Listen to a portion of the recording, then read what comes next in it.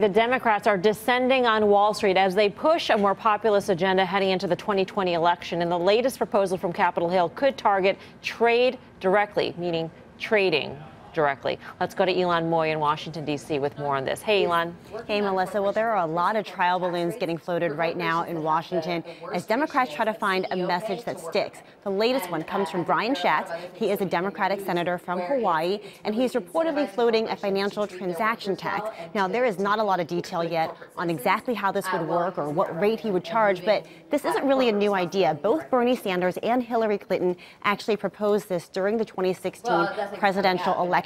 What I think is different this time is that this actually sounds a little bit tame compared to what some other prominent Democrats are talking about. Of course, there is the buyback bill that was introduced by Bernie Sanders and Chuck Schumer. That would prohibit companies from buying back stock unless they provided 7 days of paid sick leave, a $15 minimum wage, and health and retirement benefits. Also today, Alexandria Ocasio-Cortez, the freshman congresswoman, AOC, she launched her Green New Deal. That would provide a guaranteed job for every American, health care for all, higher education for all, and she says that she wants to help pay for this with that 70% marginal tax rate on the wealthy. Now, today I asked her whether that would be enough to cover the cost of her proposals, and she said it doesn't have to.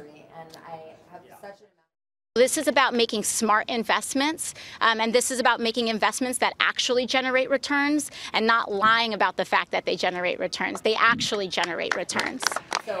Melissa, the estimated price tag of her proposals before she laid them out was between $2 trillion and $6 trillion. Back over to you. Between $2 and $6 trillion. That's really all right. Elon, thank you. Elon Moy in Washington. So is Wall Street really under attack? And it is widely viewed that a lot of these proposals do not have a chance. But this really tells you the temperature of Washington when it comes to exactly the populist agenda here and the war on our capitalists, our way of life, the whole capitalism and free markets of Democrats that are going to be running for for the presidency are out-lefting each other. And I think they're doing themselves a disservice. So I don't think that any of these things have a chance at passing. These are all for them to get ready for 2020. That's the only thing that's going on here. They'll talk about the environment. They'll talk about guns. They'll talk about, but the only thing that does have a chance, drug pricing. Right. Bipartisan. President mentioned it at the State of the Union the other night. That's one thing that both Republicans and Democrats will combine on. But the rest of the stuff, I truly believe, is just campaign slogans and everything else. The financial transaction tax is interesting because when I saw that proposal or the report of the proposal, I immediately thought about China and how they usually levy this financial transaction tax in order to stop turnover of shares, to prevent people from trading.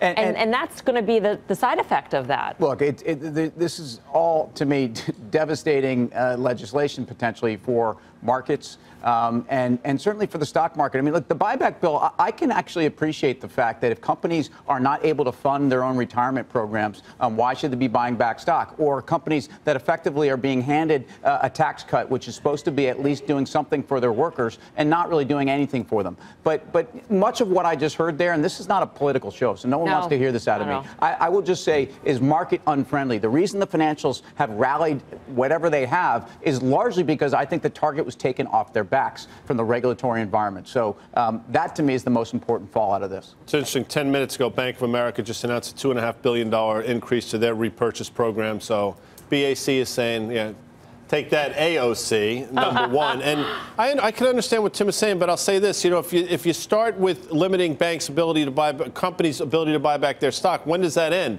You know, you have to allow companies to act. Now, you can say that they shouldn't be buying back stock. They should, but isn't that what we're all about here? I mean, that's what capitalism is. So if that's the way they think is the best way to use their money or spend their money, you have to allow them to do so. I'm just saying that the market has gotten a major benefit. If you want to look at S&P EPS growth in 2019, it's all going to be coming from buyback. buybacks, if at all. Yeah, but So the also impact I on think the you markets framed is the significant. conversation pretty well. Like there was $1.5 trillion tax cut that was borrowed from the future. It was given to corporations, and there should have been some sort of quid pro quo about, we heard Jamie Dimon a couple weeks ago on the network talking about the sorts of endeavors that they're trying to do. Agree, but can you, after the fact, pass legislation that will force them to then use but the all I'm saying is, I think Steve started the conversation correctly. This is a lot of political stuff gearing up for a presidential election, and if it starts the conversation about some really important issues, about family paid leave, about education for healthcare, these sorts of things. Let's hope there's discussion, though. Right, but we can all agree that we don't think it should be